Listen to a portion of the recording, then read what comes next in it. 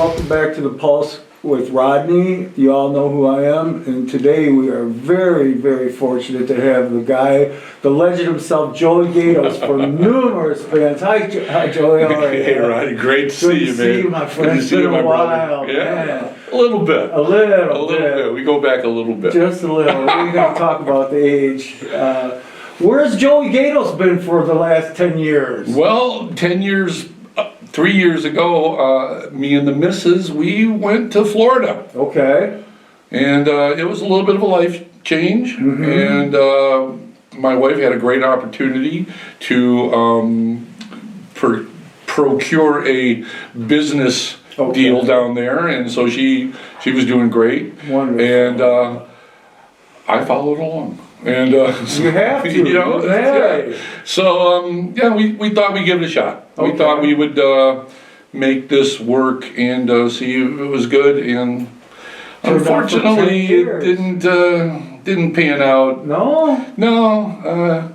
It's really flat and wet, and there's these things called hurricanes. Yeah, man. man. And they suck. I know, man. And we missed Michigan. Oh, I'm seriously, glad you we guys missed are back. family, friends. We still have family here. Now you're over friends. on the west side of the state, correct? We are. Yeah, we're in just below Grand Rapids in a little town called Caledonia. I go there often in my semi-truck. Yeah, man. Cool. It's between Kent and Grand Rapids. Gainesville, right there. Yeah. So we moved there, and again, my wife got a really good opportunity Good for you. to come back, and so we came back, and we've been liking it. It's a change of pace, but yet we're still in Michigan, so we can still see our friends and family. Right on. You guys traveled all the way for this show, and I want to say thank you. It means the world to us.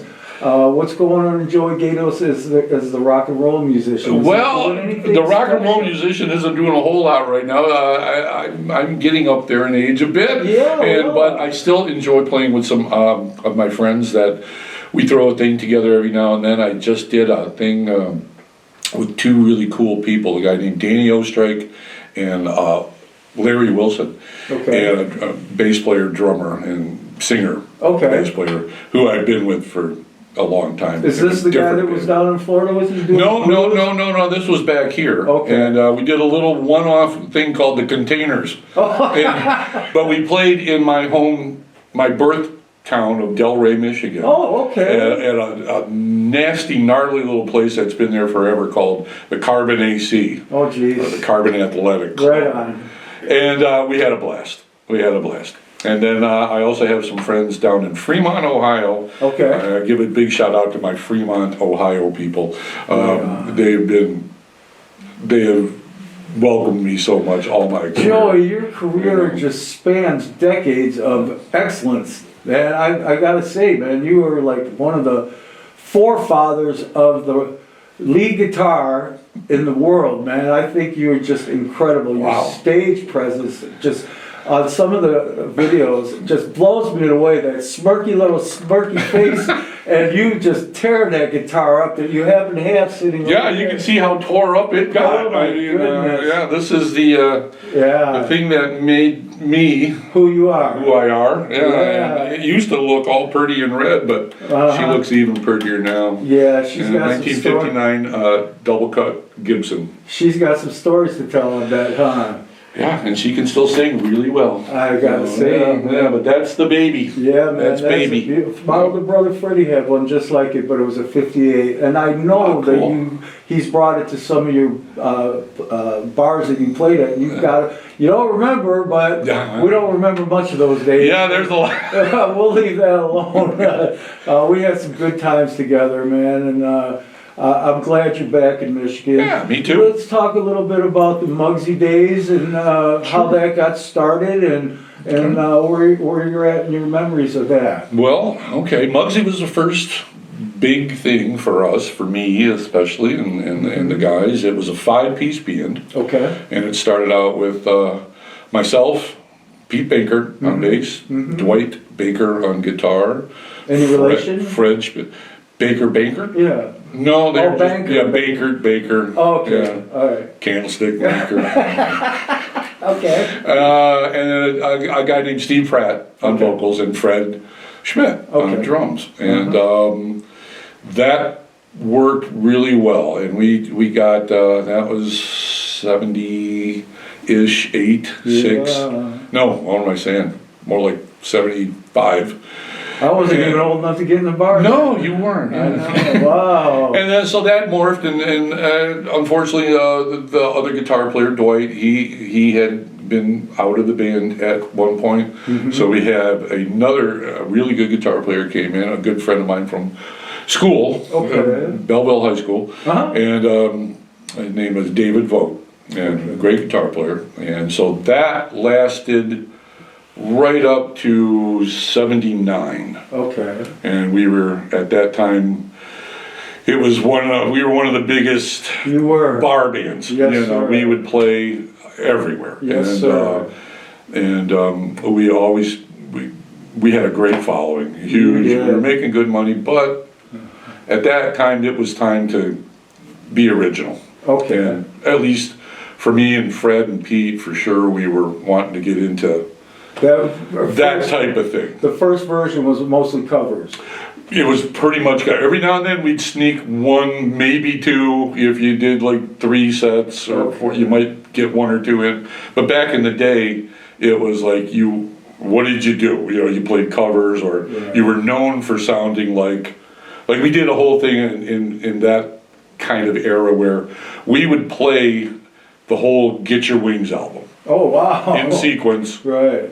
Aerosmith, and that was, oh my God, you got to go see these guys. They do the whole record. Oh, the macro. Well, that was okay, but after a couple of years, you're like, I'm tired of doing this. It's it's sort of like tribute bands nowadays, which you're not for them. I'm not. Yeah, I'm not a big fan of. But anyway, so that was that Muggsy, which launched everything. So. And then after that, we hooked up with Cub Coda from Brownsville Station. Right on. And he was getting a little dismayed with being in Brownsville. He would come up to the Second Chance in Ann Arbor, and he would see us play, and he would just, hey, I want to come up and play with you guys, but just you guys. Oh, right. You don't want the other guitar player or the singer. I want to play with you and Freddie and Pete. So it's like, oh, okay. So he'd come up and started out doing like maybe 3 songs, and then he'd show up the next time we played there. He goes, I got a list of songs. Okay. And it's like he walked himself right in. But we were loving it because this was like stuff we had not heard or done, and it was like, wow, this is really different than what we've been doing. It's where we want to go. I gotcha. So. That worked out, and by 1980 we had our first album out, Cub Coda and the Points. That's fucking awesome, man. But after that, though, you ditched the other guitarists, right? Well, in Cub Coda and the Points, it was Cub playing guitar, me, and obviously Pete and Fred. But after Cub left, it was unfortunately a little short-lived. We played a lot of big places. We went to New York and all kinds of places. We toured with a lot of big bands like ZZ Top, and did shows with them, I should say, and Johnny Winter and Rick Derringer and all these bands of that time. Right. And by 82, Cub wanted to move off into something else, and we're like, okay.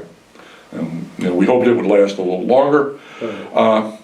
So now what? Well, we know what worked for us before, which was Muggsy. And that's when it became the 4-piece Muggsy, and we found Tommy Farless. What a find, man. And that pretty much closed the book as to, that's it. We got it now. And that was probably one of my all-time favorite bands ever. But you've got a resume a mile long. Muggsy was the startup. And you progressed on. I know you did a thing with a band called Weapons. Weapons came a little bit after. The Muggsy thing morphed into Weapons because at the time we were going to be recording our first album. Right. We had a single out with the 5-piece Muggsy called Mama's Callin' long time ago before that, but at this point we had a small label that was interested in us. We had the music recorded. We were going to be putting out a Muggsy album. Wow. And then Tommy Farless, he had some issues, and he basically went into rehab, and he said, "That's it, I'm done singing." And him and his wife both came to us, and we would go see him. And you sure this is what I want to do? I just want to get clean and get healthy and do this. And it's like, okay, well, best of luck. I wish him nothing but the best. But now we had a record that we couldn't put out because our singer wasn't there. Right. So luckily we found another Tommy, and his name was Tommy Ingham. Right. And he was playing in a great little band he had called Ezra. Mm-hmm. And my wife and I and Fred, and I don't know who he was with at that time, but we went and saw him, and we're like, wow, this guy can sing. Mm-hmm. It was different than Tommy Farless, sure, but he had that ability, right. And he was a powerhouse. Yes, sir. So we basically just said, look, here's the deal. We've got a record. We've got these songs. Yeah, we need to have the vocals re-recorded. You could do it. And he did, and it worked. Unfortunately, we changed the name of the band, not to my liking. That's what you were saying. Yeah, and not to kind of the musical style that we were gravitating towards. I've always considered myself a hard rock blues kind of guy. Yes, sir, without a doubt. Thank you. Without a doubt. I all my chops are from guys like, well, obviously the Eric Claptons and Leslie West and Joe Walsh and those types of power trio bands, Cream, of course Hendrix, but it was trying to cover Hendrix is like, stop it. Right. Just stop it. Don't go. He's like here, and then here's everybody else. Yes, okay. Sir. Yes, sir. So anyways, that's what we were kind of going towards. Almost like that AC/DC kind of thing, the real early stuff. It's a 3-chord band. Three, seriously, 3 guys and a singer, and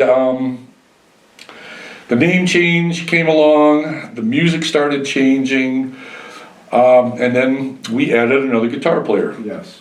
On behest of some of the other guys in the band. Great guitar player, great friend, a guy named Greg Doyle, who passed a little while ago, but COVID, unfortunately. Is that how he passed with COVID? But a sweetheart, one of the sweetest guys I've ever met. Just a sweetheart. I remember. And so if I'm going to work with somebody, I want to work with a guy like that. Okay, so we brought him in, and it was going good. So we got picked up by a label called Samurai Records that was out of London by a guy named Jim White, who was head of Samurai. Smaller label, but they were independent kind of thing. And he was managing Nazareth at that time.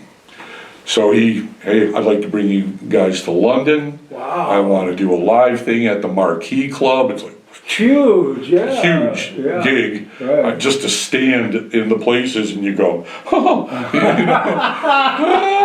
history. Who stood here? So anyway, we did, and we recorded a whole set at the Marquee Club, and we went there as a 5-piece, and we flew back as a 4-piece. That's a funny story. Go ahead and tell it, brother. Well, while we were there was our other guitar player, Greg. He met a wonderful young lady named Lee Aaron, who was considered like the heavy metal queen of Canada. Okay. Because she was Canadian, eh? So and they hit it off. It was like, love at first sight. So, we were there about a month or so, a couple months maybe, and we're getting ready to come back to the US of A. We mixed our live recording. Nice. This was going to be woohoo, and yay, us live at the Marquee Club. And Greg didn't come back. Oh my goodness. He stayed with Lee Aaron.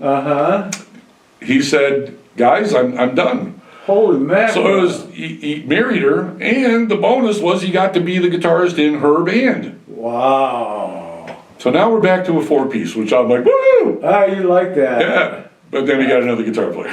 You told me. Go ahead. Yeah, that's all. Do tell. Another nice guy at the time, a guy named Jeff Williams, who was recommended by Fred and a couple other people and this and that. And again, unfortunately, he has passed, and it's terrible. Yes. Because he was very talented, yes. and he was more though a shred guy. He could do stuff that I could not do, which was cool because it set us apart style wise. But there was also some friction. Yeah. And again, well, two talented guys as talented as you, one wants to like show off sometimes. Yeah, if you want to. I tried not to. I know. And sometimes you would just do things that were so natural. Like I'd been playing as like even with Cub in the Points. When we would play, Cub played guitar, but it was always, he would just call out my name when we would be playing, Joey, and I did all the solos basically. Right. And it worked. It just worked. Right. And I appreciated him so much, and we learned so much from him about stage presence and being in a big band. And being a rock star. So, trying to be, and then with Jeff was, I forget the name of his band. Scarlet, that's right. Yeah. And so I think at that time they had broken up. Yes. And okay, well, let's give it a shot. And it just wasn't fitting. It was there was some contentious moments, and it was better for everybody to just go, that's enough. Oh, gotcha. So that's when you were talking about weapons, to get to that. That's when that kind of started. Okay. So, I shouldn't say started. It was weapons. Yeah. But that's the end of that, and that was the weapons, like, whole thing. I understand. Those two guitar players coming in, we did a few. Mix it, right. And it was, okay, so that was the start and the end of the weapons thing. Yeah. And that's how it was. I just, at one point, said, I'm done. I'd show up on stage, I'd go, we'd be playing at Harpo's, and Margie and I would get there, and we were supposed to go out at midnight, and I'd get there at 11, and I would, true story, I'd have a couple shots of tequila before I could even get on stage because I didn't want to be there. I see. And I'd look over to my left, and there's a keyboard player there. What? And I'd go, oh my goodness. Who's this? What's this guy doing here? You have no idea. So now I got a guitar player that doesn't like me, and I'm looking out, I got a keyboard player. Like, what's your name? Oh my Lord. And we went through 2 different keyboard players. And weapons, they had it was that quick. Holy man. And it would be like, hey, this guy learned all the intros and stuff and all this stuff, and I'm like, and at that was it. I had enough. Right on. So then you moved on to what other band? What was the next band? I moved on to having a son with my wife band. For 2 years. I didn't do anything. And how good was that? It was fantastic. Now your son, man, he's a chip right off the old block. Yeah. He is one hell of a guitarist. Oh. And he has the stage presence like the old man. Well, he does, and here's the thing, he has his own thing. Yeah. And that's really cool. Yeah. I think every musician that wants to really pursue their craft, they want to be themselves. You want to have a record. The best compliment I ever got or would get was that, wow, I hear 2 notes, 3 notes come out of you, and I know who's playing that guitar. Oh. And I know that sound, and I know that style. Sure. And that's like, he has that in spades. He has his own thing. Right. He's a lot more smoother than I am. He can rip, but he's got these bends and stuff. Yeah. I watched you guys play at a tribute for a band member. Oh yeah. Let's talk a little bit about that. You and Joey Jr. were up there. I walked in and seen you guys on stage, and I was like, oh my God, because I haven't seen you for years. A lot of people that see me go, oh my you're God. up there with all this beautiful hair and those sunglasses just ripping. You and your son sitting there face to face, just tearing it up. Well, that part, we love doing that. It was just a beautiful Margie thing. always says, like, look, they're talking to each other. Guitar to They're guitar. talking to each other. Right on. Let them talk. Yeah. How did he get into the movie industry? We forced him into it and held a gun to his I head. almost believe it. It was horrible. I had to buy a gun. Oh my God. Oh my God, it was terrible. I know better. Go ahead. That's gonna get edited, right? Yeah, no. No. No. How did he get into He got into that. We were living in Belleville. We had we moved into the family farm that I grew up in, and now we thought, what a great place to go back to. Mm-hmm. Me and Margie and our son, we moved back to our 10-acre little farm out in Belleville. Beautiful. So, he loved it, we loved it, but there wasn't a lot of kids playing rock and roll at 9 years old or 10 years old in Belleville. Right on. And so, there was a thing, I think my wife found it. Yeah, day jams. Yeah. Day jam. Mike Lutz. Mike Lutz was actually teaching guitar, and believe it or not, when you have a child and he wants to learn something on guitar, he doesn't want to learn it from you. Are you when serious? he's 8 or 9. He didn't want to learn from Dad? Because Dad makes him play a D chord the right way. Oh. And he's like, no, I like playing it like this. Well, that's not a D chord, but that's what I want to play. Oh, It's like, my. okay, not when you're that young. Sure. So, but Mike Lutz, the bass player from Brownsville, was teaching guitar in Ann Arbor. So we'll send him to him. Let him deal with it. Yeah. So he would, while he was there, they were offering this thing called day jams, Okay. just out around the Ann Arbor area. It was for young kids that wanted to play music, and they didn't have the chance to do it in their neighborhood or their friends, or maybe didn't have relatives that, you know. So we signed him up. We're thinking, oh, this is cool. And he went to that school and he loved it. Good. It wasn't really a school, it was like, actually, yeah, school is the wrong word. So he loved it, and they did like groups, and he was like the head of his group. He was writing like what they want to play and all this, and it was just so cool. So it was like, well, this is great. Now at this time he's still what, like 9? Yeah, 10. That's 10 incredible. maybe, yeah. Man. So then we get an email about, I don't know, 6 months, 9 months later or something. I get an email, and it's from something, you know, from Ann Arbor, blah, blah, blah. And they probably want to have us sign them up again for this year's day jams or whatever. Because it was day jams, but it was also this company. And it was a, like a, what do you call it? They look for talent. Casting. Casting. Oh. See, Yoko knows what's going I on. got you. Good for you, Yoko. Oh boy. You're- I love her. She's still my wife. Yeah, she's the best. Yeah. So, I'll stop that. Okay. So, anyways, so the casting company calls, and it's from New York. No. No, I'm sorry. It was from Chicago. Wow. Chicago, right? Yes, Chicago. So it's from Chicago, and I'm thinking, what's going on here? Right on. We saw your son on a video from day jams in Ann Arbor, blah, blah, blah. And I'm thinking, that was like months and months and months ago.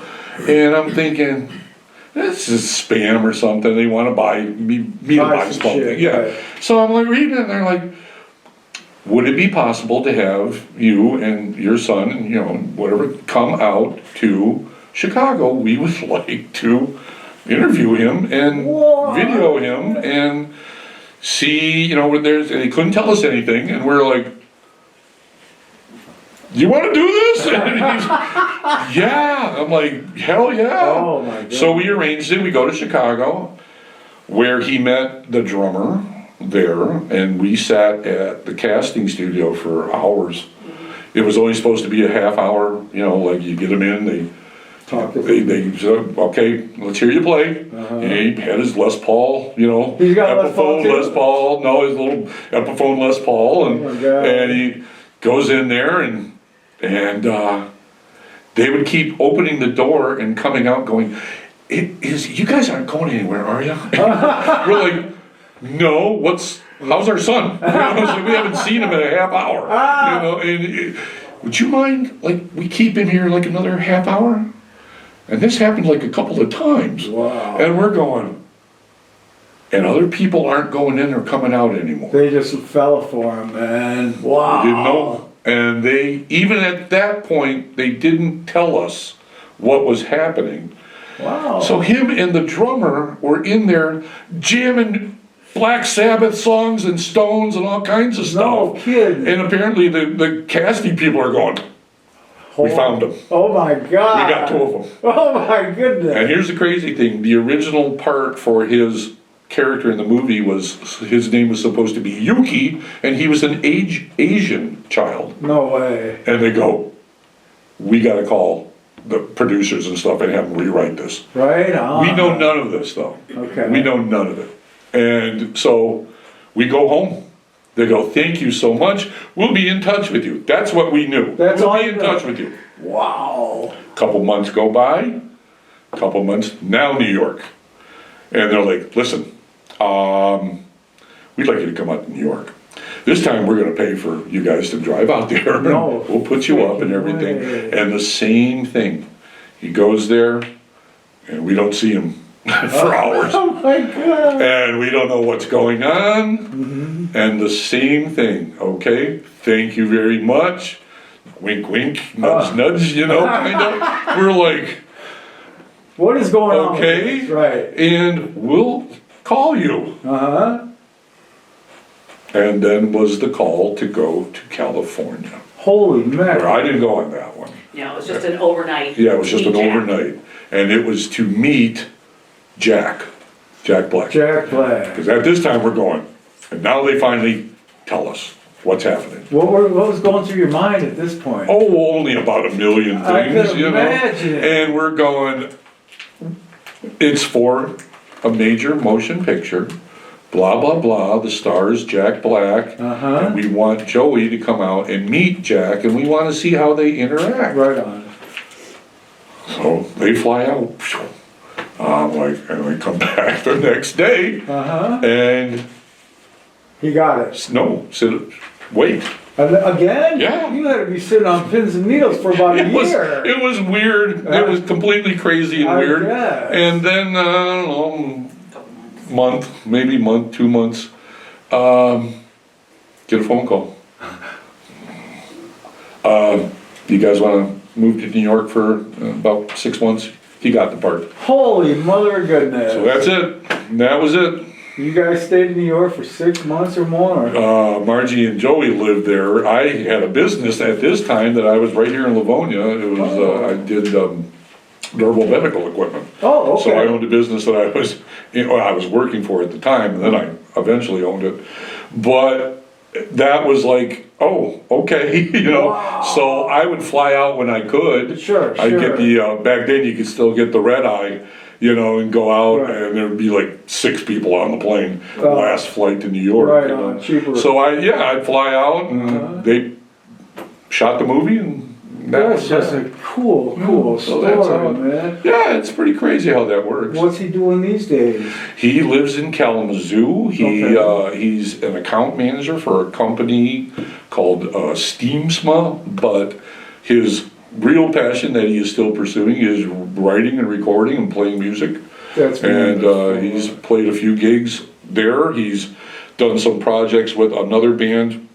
And one of the bass player actually from the movie, the young lady in Chicago, they had a project that they did. They are putting out some Sometimes stuff, I guess, yeah. And he's still writing, and he's doing what his passion is, which is music. Yeah, That's so fun. Like fantastic. I said, it chip right off the old block, It's a man. good thing. Isn't that a wonderful feeling, It is, man? of That course you it is. raised a Absolutely. son that's Oh. like that good of a musician. Well, you better be, huh? Well, exactly. No, it's amazing, yeah. So now we're going to listen to a song called Born Under a Bad Sign with Joey Gaydos. Please enjoy it. We'll be back in a moment to talk.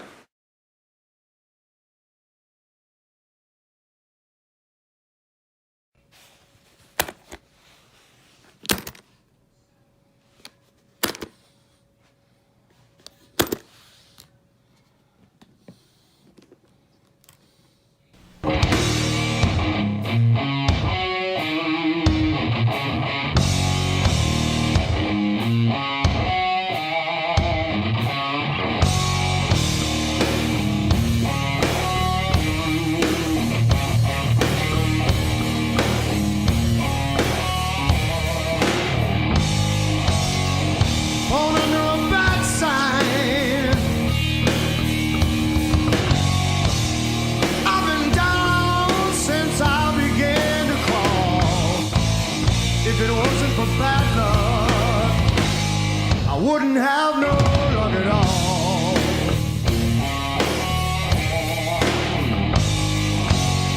Bad luck and trouble been my only friend.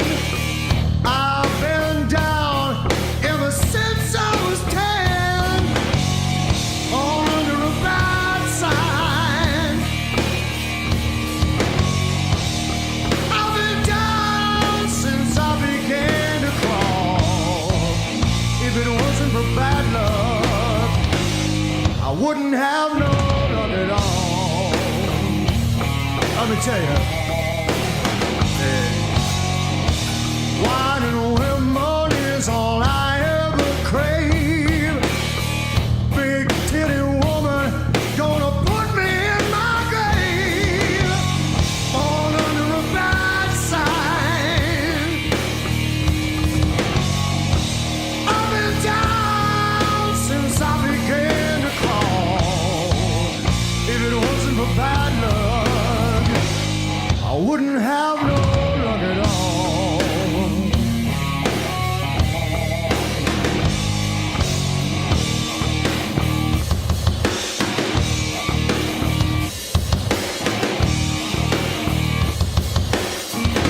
Come on!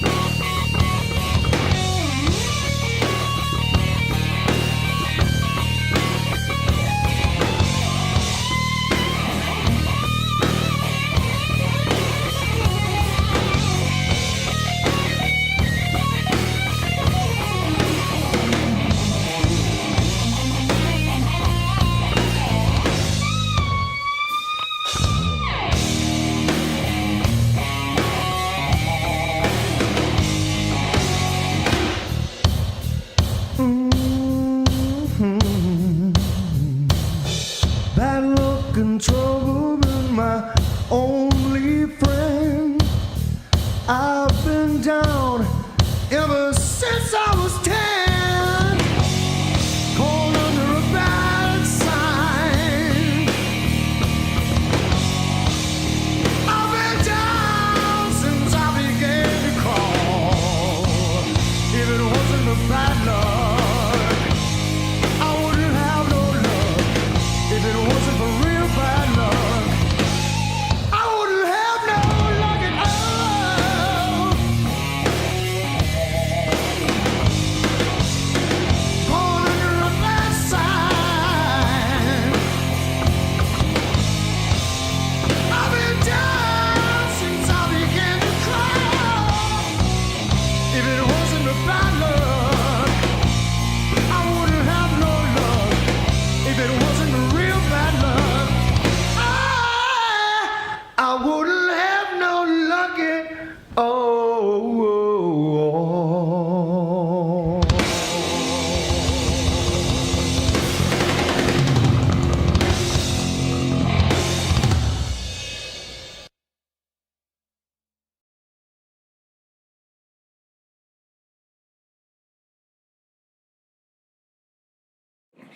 Well, welcome back, and I hope you guys enjoyed the video that Joey provided for us. And we're going to move on a little bit and talk about one of his next ventures, which is that he played with a local rock and roll legend, Rob Tyner. So let's talk a little bit about that, brother. Okay, cool. Right. Well, how that got hooked up was I was coming off of the weapons thing, and like I said, we were having a child and all this, and I took some time off for music, and I was writing songs, and I was preparing for the As You Are thing that we were talking about. But prior to that, one of my heroes, Rob Tyner from the MC5. Right. I had the honor to play with him at a Guitar Army downtown. Okay. A benefit. And I was the guitar player in it. Gunnar Ross played drums. What a blessing. And so, we did like 2 or 3 songs, and got to do some chit-chatting with Rob, who was basically doing more of the chit-chatting than I was. And he started, what are you doing? And I'm like, well, I'm kind of in between, but I got a project coming up, and da-da-da. And he said, well, I'd like to do something with you. No kidding. I like how you play, and Everybody this does. and this. Everybody does. Ask my neighbor. So basically,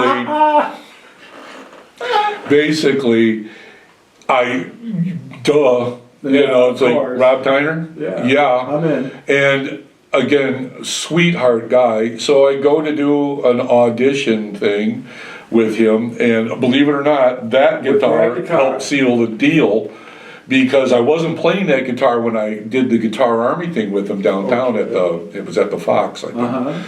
I was playing like a big old pointy Wangadoo. Oh, what about Flying V? Kramer. Nah, it's just one of them, like, oh, this is what everybody plays. You're so oh boy, Stage presence, brother, stage presence. That's right. Couldn't do the flips. I poked myself with it. God. It was all pointy and shit. I sold a Charvel Jackson to Jeff Williams. There I you won go. it on the radio. You did? I did. I was from Doug Podell.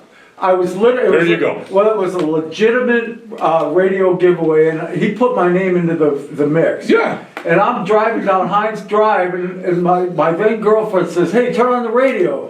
So I turned on WRF, and then, congratulations to Rocket Rodney Livonia. He just won a Charvel Jackson's autographed by Dee Snider, Don Dockin. Awesome. And so I went down there and picked it up, and Don Dockin was such a dick. Dee Snider was the coolest guy. He gave me a nuggie on my head, and Don Dockin was just an asshole. Well, there's many of them out there. Yes, but how was it playing with Rob, though? Well, it was fantastic. Did you guys hook up, like, become friends? Well, I go to the audition, and like I said, I'm getting because I was playing that pointy guitar when I did the thing with him, so I brought that, but I brought this. Right on. And he goes, oh, what's that? Oh, he's like Charlie Block looking at a guitar. Yeah.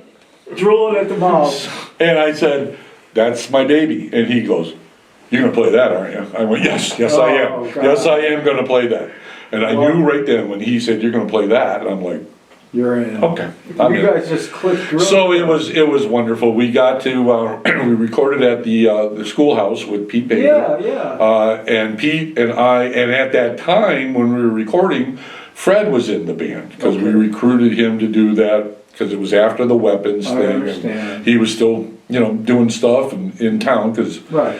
So it was like, okay, so we did that, and the recording went real well, and he just became one of those kind of guys that he would just come over to the house. Just hang out. Yeah, he'd call me up. He'd go, "What are you doing?" I'm hanging out. He goes, "I want to come by." I go, "Okay, he'd come by." And Rob was a true rock and roll legend guy. He walked the walk. Yes, he did. He would show up in his boots with the black leather jacket on a summer afternoon with the black t-shirt and the finger glove, thing and all that. And we would go down to, Arby's.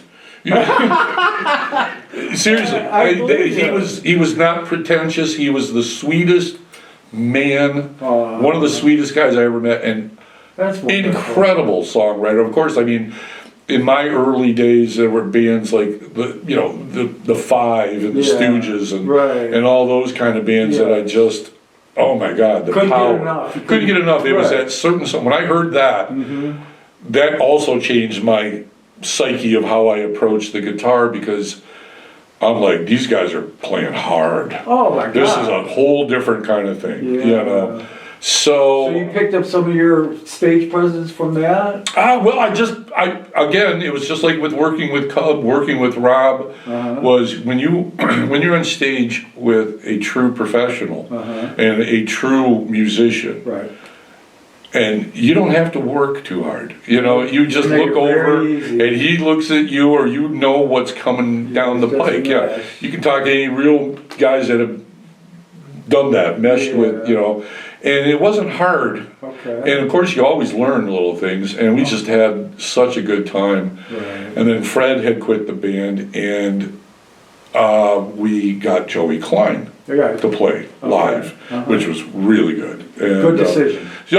Great decision. And so we did, the CD came out, and we did some videos at Harpo's and this and that, and we played quite a few gigs. On this next band that you played in, the Replacement, or what is it called? The Respectables. The Respectables, yeah. Real did good. you get some of your music on a TV show? Yeah. Well, it was a pop band, which was kind of difficult for some people to swallow because Joey Gaydos playing pop. I'll never forget the Ohio guys, my Fremont clan, which I love dearly, and I send them, like here's my new record. Tell me what you think. It's tumbleweeds, right? And then I talked to my buddy RC, and who's like a dear friend and great musician, and he'd go, "Well, brother, it was good."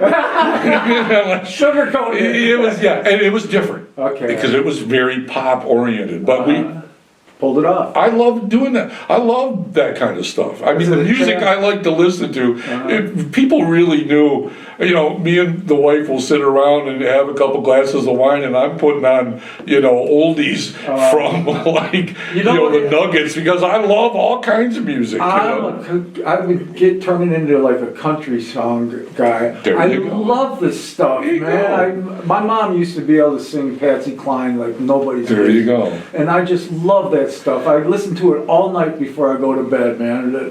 You know what I always would say? Good music is good music. That's right. If you don't care for something, that doesn't mean it's bad. Right. It's not moving your soul. Right. It's not getting inside of you. Sure. But when you hear something, I mean, there are country bands that I heard, I flipped over. Amazing. The Derailers and Dwight Yoakam and the earlier Johnny Cash stuff and things like that. But so anyways, the Respectables, it was cool, and it was very good. It was Nick Punty, who was the singer-songwriter, writes these incredible pop lyrics and pop hook songs. Worked with Don Denniston, who was the drummer, again, another great drummer, unfortunately passed away not too long ago. And I actually, on the first real Respectables record, the second one, I should say, I played bass. You played? No. And guitar. You're kidding me. Yeah, and I wish I wouldn't have played bass, but I did the best I could, I'll stay with what we hang on the root, Wow. And then we got, for the later part of that, we knew we needed a bass player I believe to play live, and then this guy, Danny Ostrike, who's incredible bass player.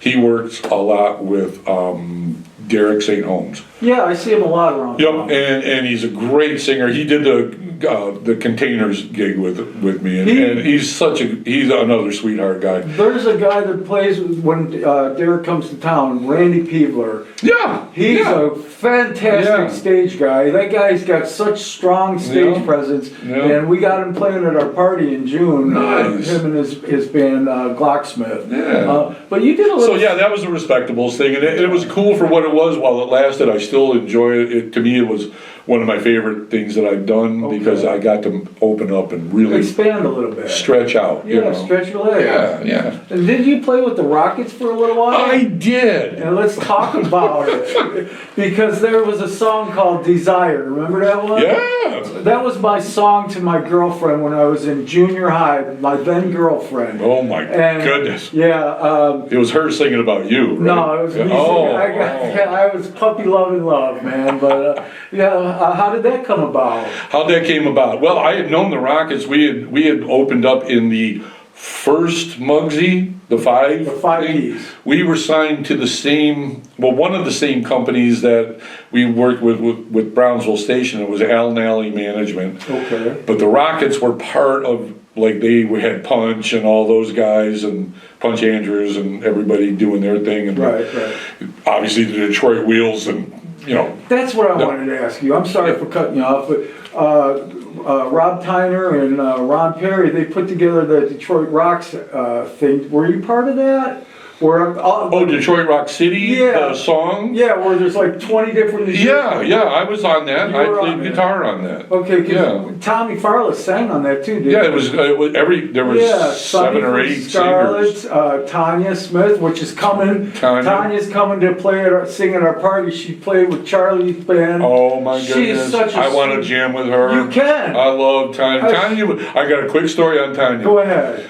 I was playing the Token, we were headlining, and Tanya, I think, was either at the show as just to come to the show, or they might have went on before us, and I would play a blues. Oh, you're so good. And I would just, I'm playing a fucking blues. Yes, sir. So, and I remember after the show, Tanya comes, because we all knew Tanya. Right. We love her to death. Yeah. And she came up to me after the show, she's like, Joey, she goes, you're this rock thing, you're doing this rock thing, and then you just stop and you play a fucking blues. And I went, yeah, she goes, that was awesome. Oh, she's so good. And I was like, and she, because she knows. Yeah, she has that. She does. She has that. She is that kind of She musician. is such a talent. Oh, I gotta hook up with her. If you, like I said, but I want to talk one more about Rockets. Yeah, the Rockets.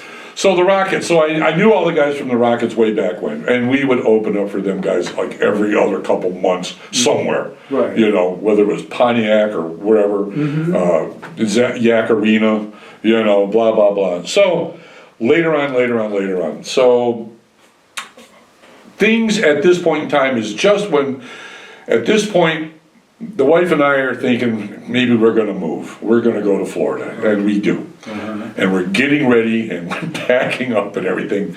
And there is a Tony Villarreal who owned Thunder Audio. Yep. He was a good friend of Sonny's. Calls me up, and I'm like, hey. He goes, I want you in the Rockets. You're kidding me. And I was literally at this job I was doing that I hated, in Ann Arbor. And I go, I'm moving to Florida in a month. Right. And he goes, don't tell anybody. He goes, he always loved my guitar playing. Right. And he goes, you are the guy that can replace McCarty, because McCarty said, that's it, him and the Bee were having a huge hissy fit. Right. So McCarty said, I'm out. Okay, great. But they had this big shows coming up. So I'm like, I would love to. Wow. And he goes, here's what we're going to do. You go ahead and do your move, and we'll work it out. We'll get you back and forth. Right. And, sometimes if the shows were more like in a few after each other, I just drive down and I would stay at my brother's house in Dearborn. Sure. So that's how that came about, and it was fantastic. The singer, Jim Edwards, unbelievable singer, and such a great guy, And you've been very blessed to hook up with some bands that the people. It was cool. Unfortunately, it went as soon as it came, because we did about a year, and we played everywhere, and we were playing headlining, we were playing opening up for. Who did we open up for? A whole bunch of people. We played the downtown Detroit thing, on the riverfront and then we opened up to and the lead singer from the Babies. Oh, geez. John Waite. John Waite, right. The lead singer from the Babies, John Waite. And stuff like that. And it was just fantastic. And we headlined at the it used to be called the State. Now Oh, it's the called, Pen? huh? The Pen? No, downtown, the theater. Oh, it's the Fillmore. The Fillmore is what it's Right. called. Yeah, at yeah, that. yeah. Thank And you. that was our opening, I stole that from you, by the way. that was our opening deal. And it just rocked the place. And Man. it was so much fun. And, obviously playing with a guy like Johnny B, who I had known, again, for years, Yeah. known him, never played with him, but... A lot of big musicians have sought you out to get you with their program. Some sought me out, some put up with me. Yeah, but, you're a very impressionable guy, kind of guy, though. Yeah. You are very personable. Yeah. I know you had another band. This is going to be our last one. Let's talk about Send More Cops with. You were right alongside with another Detroit heavy metal rocker, Mark Andrews, Seduce. Yeah, how did that go? Oh, fantastic. And wasn't Gunnar the drummer? Gunnar was the drummer in that, and actually, Gunnar came in. Let's see. I gotta try to get my order on that one. Let's see how that worked. I want to scratch That came in with Pete, Tommy Ingham, Gunnar, and me. Right. And then Pete left. Bankard? Pete left. I didn't even know he was in produced the that. record and everything, and he was in the band originally. Oh, okay. And then he was out. So it was like, okay. So Pete had a lot on his plate. Mm-hmm. So it's like, okay, so Pete's not working on this. So along comes Mark, who, come on, you don't get no better than that. Right on. And I've known Mark, again. He's a really, to know him personally, he's a sweetheart. He's a of a guy. sweetheart. I go back with him and Dave Black. Yeah. Now there's a guitar player, okay, Oh, yeah. that he would come, I'd sneak him into the 24 Carat to see me when he was like 16 and sit behind the stage, No kidding. And I mean, talk about an original and great guitar player. Yes, sir, he there's is. the example right there. Yeah. I mean, he's one of the best guitar players ever from Detroit. And he's very humble, too. He's the quietest guy. Isn't he, He's, man? He blows you away. But he is like just, the guy is badass. Incredible. Always has been, Yeah. always will be. And he's a nice guy. And Mark, same way. Yeah. Mark is just one of those guys who's just, a sweetheart guy. Yes, he And is. great singer, obviously. I know, yeah. Great bass player. So to have him in the band was Did fantastic. were you the one that orchestrated putting this project together? Kind of, that was honestly, Gunnar Ross was really the one that wanted to start Really? that. Yeah. And He would show up at my house, and I don't want to speak badly about anybody, but he would show up at my house in the middle of the night, and I'd be in bed with my then girlfriend. good place to be with He him. would just walk in my house and open the bedroom door. Hey, are we partying? Yeah. And, Come Gunnar on, get out of my house. Gunnar had his way. He always, Gunnar always ran on one speed, one High, level. top. And it was all hard, heavy, hitting, blowing off the cannon, the whole thing. That's awesome. Yeah. But it was you're in that lane with him or not. I get it. I get So it. this project, which came about, it was, okay, and then it kind of dissolved because there was also conflict at that time. The level of the musicians? No, well, the people, Tom Ingham, again, great singer, all this and that, but he was having second thoughts about wanting to do the project. You guys played a lot out of state too on that, didn't you? A couple things. Yeah, we go to Ohio and we played not a whole lot, but a few little trips here and there. So let me ask you this: what's next for Joey Gaydos? We're going to Bates Burgers after I know, I'm done me here. too. And my You guys wife got is me like, into it. she's like, that's it. It's like Yoko's hungry, man. You gotta feed her. Gotta feed her. Gotta feed Mama. Yeah, absolutely. Are you? I'm actually doing real quickly. I still do a project, and it's an online thing, and it's really cool. One of my good friends again from high school named Tom Core. It's called Spider Huff. Spider. You can go on Facebook and you look up Spider Huff. Where do you come up with these names? I didn't come out. He came up with it. Okay. He had been doing this and invited me to play on a couple songs when Margie and I came up from Florida to visit some relatives. And I was in the neighborhood, I stopped by, and he's like, oh my God, can you play a couple of these songs for me? And I'm like, sure. Oh my So, goodness. you know, and because he had played in a band called Full Nelson, and they opened up for Cub Coda and the Points a lot. Oh, so you knew him well. So I knew him very well, high school, everything. Yeah. Great artist too. So I played a couple songs, and the next thing I know, it's like, we're back in Florida, he goes, would you play a few more songs on some, you know, a few more things? And I go, guitar? Yeah, I go, sure. So we get it hooked up to where he sent me some equipment to hook up so I could record in Florida, and I'd send them all, and he'd send me the tracks, and I'd put in what I thought was cool, what I, you know, liked here, this and that. They would edit it, and they'd put it out. And it's very...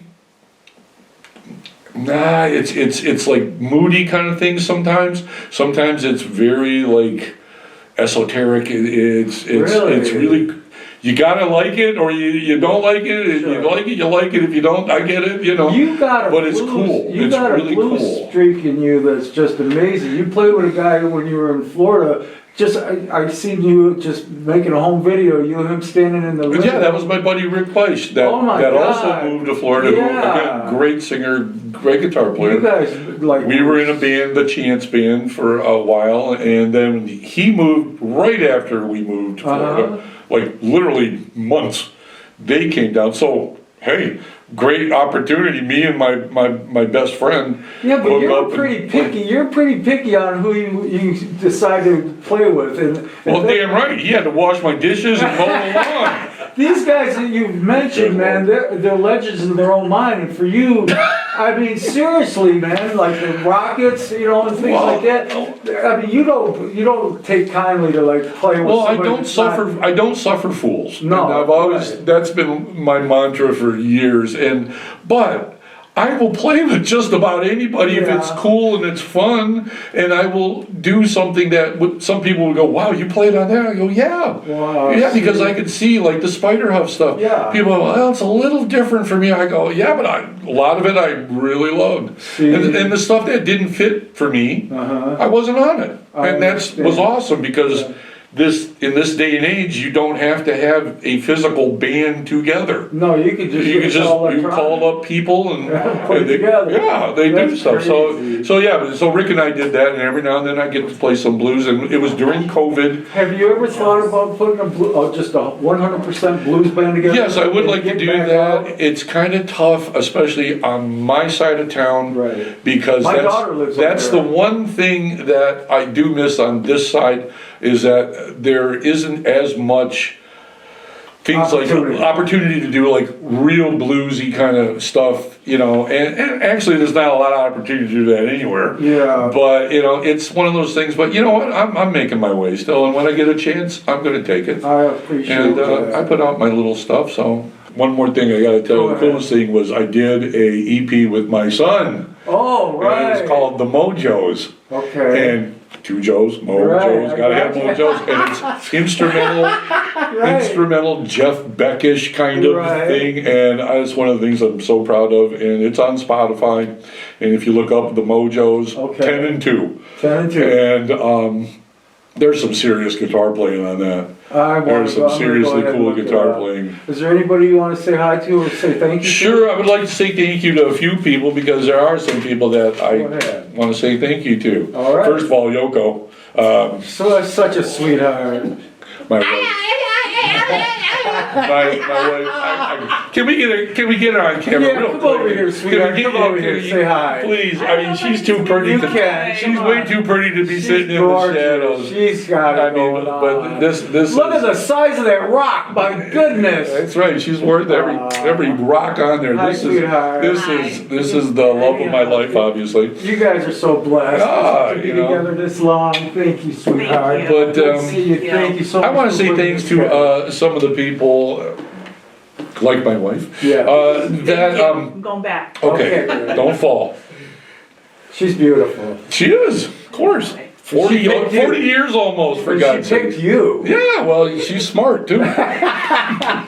She got brains. Okay. Good looks and brains. Yeah. No, I never get to think, like, the DJs and stuff. Okay. Because there were people like Judy Adams and Ann DeLisi, you know, from WDET that were really instrumental in the early days, and especially when we were doing stuff with Rob and things like that. That None of really the normal rock pushed- stations? Yeah, they're normal. These are normal people. What was it But called? it's WDE? WDET, downtown Detroit. I've never heard But of then I've got the crew here, it. Right. in which of course Steve the Kid He Costin. loves you. Which, unconditionally. I love that guy, and Yeah. Ann Carlini, Yeah. and Todd Fowler. Yeah. I mean, those people, you just don't go wrong with those No, kind of people. I know. They're like, and they supported pretty much Everything. everything I would do. Yeah. Never had anything bad about stuff, and they were honest, I hope, you know, Sure, and sure. and good. John O'Leary, you know, Yeah, God unfortunately rest his he's soul, gone, yeah. and basically, you know, friends and family. Half of that crew you just mentioned used to be a staple at the party house at my house in Livonia. We would- Along with about 50 others, I but sure. know, but it was so nice. I mean, Yeah. I love Annie, and Of course. I've had a few on the show, and Steve's coming to the party to play it, but we got to wrap it up. It was a pleasure, Joey. Always. And Totally Margie, thank appreciate you for bringing this big love down here, man.